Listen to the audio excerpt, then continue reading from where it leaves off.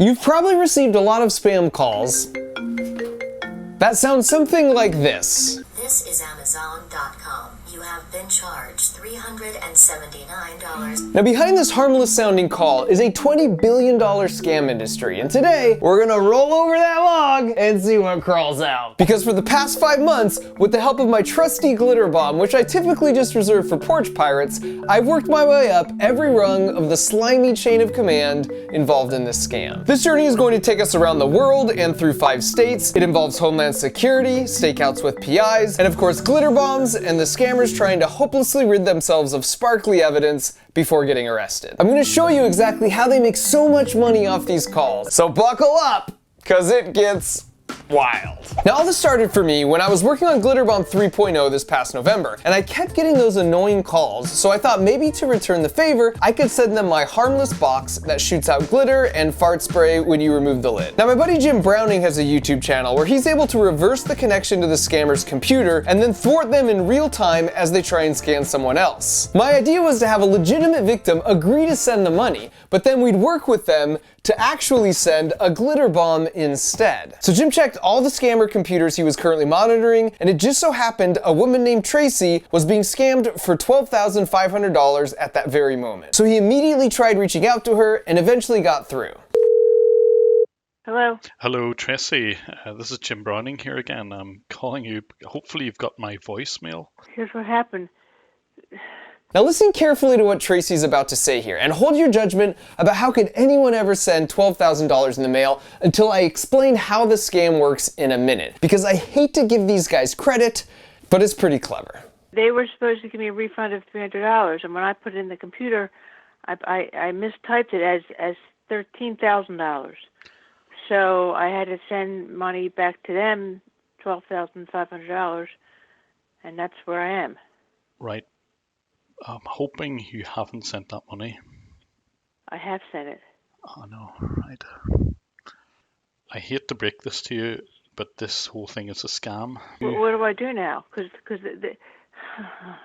I'll tell you what to do, Tracy. You leave this to me and Jim. The first thing we did was look up the address they told her to ship the money to, and given there were 6 cameras outside, this clearly was some kind of safe house for the scammers. We then had Tracy call FedEx to cancel the package, but just in case, we hired 2 PIs to be on the scene that day to intercept it. And we knew we shouldn't do that right in front of the house because they'd probably be watching, but since we weren't sure which direction the FedEx truck would come from, we overnight shipped a package to a bunch of their neighbors that explained they were randomly selected to win one of these super cool Glitter Bomb t-shirts. And if you wanted to buy one of these from markrober.com to help support making more videos like this, I'm certainly not going to stop you. This would allow us to speak to the delivery driver somewhere up the street to get the package stopped in time. And the plan worked flawlessly. Because despite Tracy's efforts to get it stopped, her package was in fact out on the truck for delivery. Tracy something, yeah, that's the one. Don't deliver this one, please. Okay. This is the fraudulent one.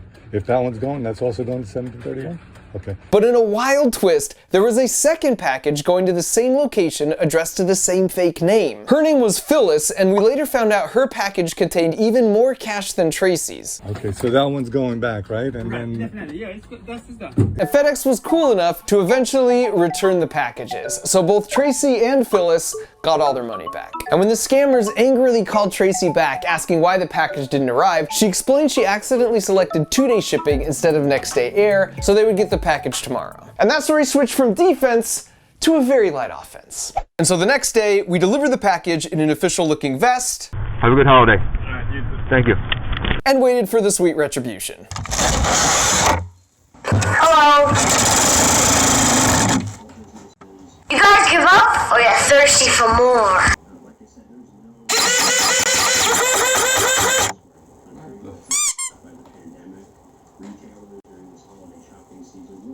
But for the first time in 3 years of glitter bombing criminals, someone didn't immediately throw the box outside, and he just sat there with the wretched smell, leaving the box untouched. And then as we waited, wondering what his game plan was gonna be, suddenly a bunch of NYPD officers started showing up, and it didn't take them long to figure things out. It's a glitter bomb, it has a camera built into it. There's a camera built into this. We had a phone number on the box, and they called us up, and I explained the whole situation, and I'll just say there was some mutual admiration for each other's work. Cameras in this thing as well? Because this is a hell of a 3D printed little I mean, there might be cameras on there, officer. And as it happens, the reason a scammer would call the cops on himself is because he isn't a scammer. This is Gary, and it turns out he's a super nice guy. But Gary runs an Airbnb, and once you go in that door, there are 2 rooms upstairs that he rents out to people. So this wasn't a safe house at all. These scammers would use Airbnb to get a temporary address they would only use once. But if that's true, that meant the scammers must have been there yesterday. So Gary showed us his security footage, and we saw this woman in an orange jacket who appeared right as the PI was talking with the FedEx driver up the street. She also looks directly at the camera and then decides it's probably cold enough outside to zip her jacket all the way up. Once the FedEx truck passes and she realizes he skipped by her, she hurries over to talk to him, and when he told her he had nothing for her for that day, she walks right back to her car, never stepping foot inside the Airbnb. The PI's got all the license plates on the street that day, and it turns out her name is Crystal. You should remember that name for later. So then Gary showed us who booked the room. It was this guy from Utah with a brand new account and 0 reviews. In fact, when the reservation was booked, he sent this message in awkward English at 3:06 a.m., which happens to be just after lunch in India. So I did some more research and learned that after the scammer in India found a willing victim, they would use a money mule and have the victim send the cash there. So Crystal in this case was the mule. But instead of sending the package to the money mule's house,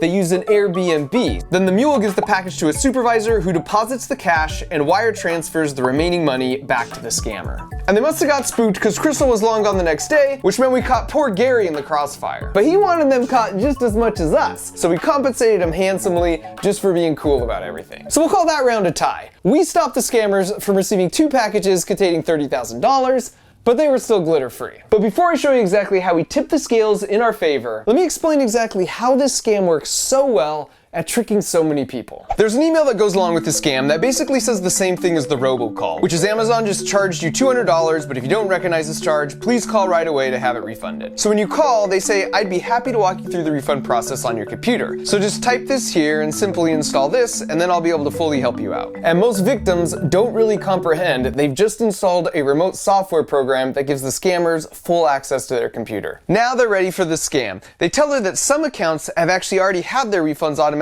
processed, so she needs to check her bank account to make sure the $200 refund isn't already there. And when Bessie here asks if he can see her banking info, he explains in technical terms, it's a 3D page, so I cannot see anything. Okay. And so sure enough, she hasn't got the refund yet, so he needs just about 5 minutes to work with his billing department in order to process it. But first, he makes a really big deal about this. I'm signing out from your account in front of your own eyes. And this is true, he actually does sign out. At which point he triggers her screen to go black so she can't see anything that he's doing. And then he immediately logs back in using the browser pre-stored username and password. He's going to do a simple browser HTML edit on this page to temporarily make this Lowe's purchase look like a refund for $20,000, and you'll see why in a minute. And as he's editing away, he chats her up to try and build trust. You're like my granny, Miss Bessie, do you know this? Yes. She was like one of my closest friends. Oh. I used to share each and everything with her. You mean like what you do for a living? And you might be wondering, why doesn't he just wire transfer himself money while he has unrestricted access to her account? But the problem there is that it's traceable and it would likely get flagged by the bank's fraud detection system anyways. But if you can get an old lady to mail you cash, it's so untraceable, the authorities don't even begin to try and track it down. Now that he's finished, he unblinks her screen and he informs her that unfortunately, the billing department couldn't process the refund, so they have one last option to try. This is the Chase online refund server. It's actually just a text window that does absolutely nothing. It's pure theater. It is an irreversible form. Whatever you are typing it over there, put it in a correct manner. Nothing would be changed over here. Basically, he makes a big deal for 3 minutes that she's the one that has to enter all the information, and anything that gets typed there is immediately permanent. Maybe you can see where this is headed. So her name, last 4 of social, zip code, and finally refund amount. Please enter your refund amount. If you go back, you can actually hear him type the 2 extra zeros on his keyboard and hit enter. Check everything, is it correct? Oh no, this is a mistake. Oh, I screwed up. Oh, Jesus. It was supposed to be a 200 in there. Oh, God almighty. I'm exhausted. I can't do this. My mind is absolutely fried. Please check your account. Did you really receive that money in your account? Oh my God. Plus 20,000. Yeah. Please save my job, ma'am. If I'll not earn for my family will die due to hunger, due to starvation. Please, Yes, ma'am, of please course. don't I mean, cry. Please what don't should cry, I ma'am. do? I I'm mean, really I can- feeling bad for you. You are also like my grandmother. You know, I I'm know an that. honest You are person. making me cry I'm- now. You are making me cry now. I'm getting attached to you. Now, how do I fix this? He tells her that unfortunately mailing a check or wiring money would just take too long, so he needs to think for a minute. And then he comes back with this. Hello, Miss Bessie. Yes. I got an option. And you can see now how he's got her to the point where she's totally willing to send $20,000 in the mail and to lie to the folks at the bank or FedEx or even her family who might try and stop it. In her mind, she messed up. And because she's a good, empathetic person, she'll go through great lengths to make it right for someone she doesn't realize is a heartless scammer. And on top of weaponizing their empathy, maintaining pressure on their victim is a key tactic. They keep them on the phone the whole time, even as they drive to the bank, or they yell at them. Go to the UPS! Why don't you go to the UPS? Or call this many times in a row. And if you've ever seen this clip, Name a woman. Name a woman? Yes. you already know when you're under extreme stress, it's an actual biological response for the part of our brain that does critical thinking to just shut down. Yes. This is so hard. Name a woman. Once they're back from the bank with the cash, they coach them through packing it. In Tracy's case, they had her put $100 bills in the pages of a book so it couldn't be detected in the mail. In other cases, they had the victims wrap the cash in saran wrap so the dogs can't sniff it, and then foil so it can't be x-rayed. And unfortunately, there's a small portion of the population that are just too trusting for their own good. And sadly, it's nearly always older folks. So for the scammers, it's just a game of percentages to find them. According to data Jim has gathered from the scammers' own computers, in one shift, a call center like this with about 25 employees will send out 500,000 robocalls. They'll get about 500 calls back and land maybe 5 to 10 victims like Bessie or Tracy or Phyllis. And speaking of Phyllis, after we got FedEx to send back her package, I was able to get in touch with her son, and I found out her husband of 40 years had passed away the very week she was being scammed of her life savings. The scammers knew she was mourning this loss, but once you're scammed, your phone number is really valuable because it means you're an easy mark. So they sold her info to other scammers, and she was scammed twice more the same week her husband died. And as hard as it was for me to even hear a backstory like that, it just made me that much more motivated to seek some glitter bomb retribution for all the Phyllises out there, and perhaps in the process, we might stumble upon some good information that we could pass on to the authorities. So now we needed another scammer to send a glitter bomb to, but we decided when Jim spots a scam in progress, it's better for him just to stop it cold and not stress out the victim any more than they already are. So we reached out to our friend Pierogi from the YouTube channel Scammer Payback, because whenever Pierogi gets a scam call to his actual phone, he turns on his cameras, makes his voice sound like an old lady, and has some fun. If they will ask you in your bank, like, why you are withdrawing this much of cash, what you gonna tell them? I'm getting it for Derek Wilson from Microsoft. No, ma'am, no. You need to tell them that you are withdrawing the cash for your personal reason. And it didn't take long for fake victim, old woman Pierogi, to get us an address in New Jersey. Is this where I'm sending it to? Right. Grab box, right? So you can put the cash. Yeah, I've already got a box. It's big enough. This one was actually to a hotel and not an Airbnb, but as soon as we pulled up, once again, a money mule was out there waiting for us. For Jacqueline, sir. This is on here. You too, have a good day. So they took the package and drove around for a couple of hours, and when it was clear they weren't going to open it, we made the call just to get the box back before the batteries died, and then maybe the box audio recording might help us piece together more info on the scam. You guys picked up a box from FedEx today, part of a scam? I didn't have no scam going on today. Oh, really? No. Let's see the box. I just was told I understand. by somebody to pick this up for them. I understand.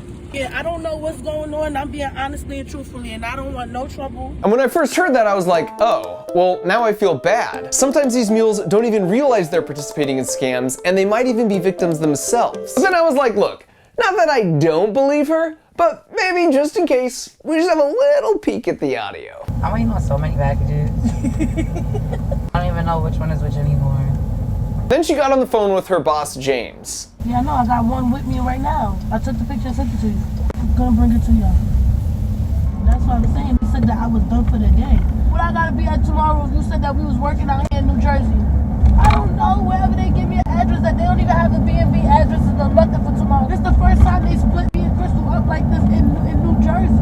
That's right, Crystal. Apparently they're a team, which means Jacqueline was probably in the car the other day in New York. Any other time she the way, Crystal, hate to say it, but Jacqueline was talking a lot of trash about you. In fact, I'd watch your back, because her cousin in the car that day might be gunning for your job. I want to be a driver. How much did they get paid? How much you get for that one bar school? $500. Everybody get paid the same. So if we get 7 partials, and it's $75 or $100 for each partial, everybody's getting $700. You're going to be back and forth. You're going to be either in Florida, Delaware, Maryland. You're going to be here, there. So you'll be looking like you on vacation, having the time of your life. Yeah, I don't know what's going on. I'm being honestly and truthfully. We learned 2 key things here. The first is that a supervisor will have multiple mules reporting to them who apparently get flown all over the country, and just one mule could receive as many as 7 packages in a day. And the second is that this address was from a totally different call center in India. So that same supervisor can work with multiple unrelated scammers as well. And so in the spirit of avenging Phyllis, if we were going to glitter bomb and fart spray anyone here in the States, we really wanted it to be a supervisor. And thanks to Pierogi, not long after, we would get another chance. Get the $50,000 in cash with you, get in your car. Once you're in your car, let me know. Make sure you don't involve any third person, nobody. So I don't need to tell my husband? Your husband, your daughter, anyone. This one would be in Illinois. And the delivery address this time was to a Walgreens. It was interesting to see them experimenting with different package drop-off methods. And right away, we heard some good news. Meet me at the gas station then. Yeah, I see you. Come park in front of me. In the black one. The Walgreens was here, and the handoff occurred here at this gas station. And with that, we had our supervisor. They tailed the supervisor for a few minutes and got a good look at his 2019 white Honda Passport. And then 20 minutes later, he stopped here in a seemingly random parking lot and opened it. Hello. And even though he kept it by his feet, the cameras got a perfect shot of his face here. And the PIs assessed the situation and felt safe enough to approach him right after he opened it, but then he took off. And they let him go, and we just used the GPS and the glitter bombs to once again locate it in the ditch snow. And right after that, Pierogi got this message from the scammer in India, which shows 2 things. The supervisor and scammer are in close contact with each other, and neither one likes glitter. And that seemed like the end of the story, until we ran the plates and realized his name was tied to a business really close to where he opened the box. So we went back a week later to get footage to show just how close. Here's where he opened it. You can see that dumpster and house for reference, and then you pan over, and that's the business his name is tied to. And wait a second, that's a 2019 Honda Passport. And wait another second, that's the same guy whose face is on camera opening the glitter bomb. So this was a nice little package of intel we were able to hand off to the authorities, because the supervisor is sort of the hub and a direct connection between a bunch of mules in the States and a bunch of scammers in India. Pierogi came through with one final address in Texas, and this one was back to the MO of being delivered to an Airbnb. And like all the others, the mule was right there waiting for us, and then she took it inside to open it. Hello. You guys give up or you're thirsty for more?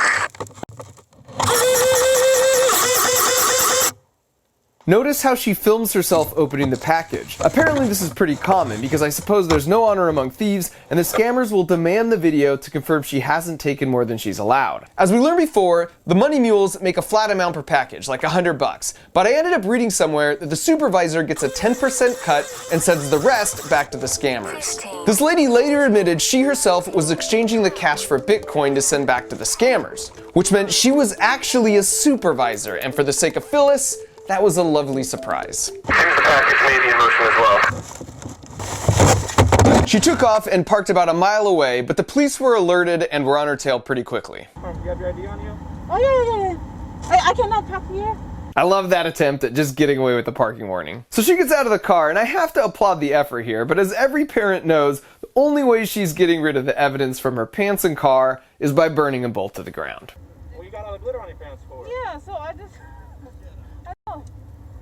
lawyer because I'm in the probation officer. I don't know what's happened. Okay. So I want to contact with someone. And so after she was taken into custody, the police returned to the Airbnb to gather evidence. The dude on the left there is a detective, and they already had her under investigation for another package scam. So now they're bringing charges against her, and the actual glitter bomb and footage is being held as evidence in the case. We did one more in Illinois and 2 more in California, but I've decided against showing those because those scammers are being monitored as part of ongoing investigations. In fact, over the past 4 months, Jim, Pierogi, and I have been in contact with investigators investigators from the respective local police departments, the Department of Justice, Homeland Security, and the FBI, and we've turned over to them every last bit of evidence we've stumbled upon. So hopefully, like me, you now have a better understanding of how these scam calls operate, and here's why that matters. The authorities are cracking down more on these guys, both here in the States and in India, but it's sort of a game of whack-a-mole, and another one will just pop up because the financial incentives are so great. The only way to truly defeat this is by spreading awareness, thereby making it ineffective. So if you have someone in your life who's older that means a lot to you, please educate them or even share this video with them. I put some resources in the video description if you've been exposed to fraud, but all the experts agree it's much better to not be reactive here, but proactive by spreading awareness and understanding what this looks like. And speaking of being proactive, I will close with some good news, which is that thanks to Jim, who explains how he did it in a video he just released on his channel, we have the identifying information of the folks over in India who scammed our girl Phyllis. And by the way, everyone in India hates these guys too. And so over the next year, of course, working with the proper authorities, we'll be executing a multi-phased operation that will be, as always, relatively harmless. And I don't want to give too much away, but we already have some informants working for us in some of these call centers, and the first phase might include a door handle and actual poop from Phyllis's actual dog. So make sure you're subscribed, because it's gonna be a banger. You could set your plant on this box, and it has some electronics inside to measure the soil moisture level and then talk to you when you walk by. I need a little water over here. That's delicious. Thank you. And this machine measures how long it's been since you've stood up and employs the kid sitting behind you on a long flight method to encourage a stretch break. This is a game to motivate exercise during a lockdown, and this is a secret safe for your most valuable possessions. And finally, this is a G-dang Lunchables assembly line. Are you kidding me? And what do all of those have in common? They were created by people who took my month-long creative engineering course. I just launched this class for the first time a few months ago, and it was so freaking rewarding to see what everybody learned and created as a result. For the most part.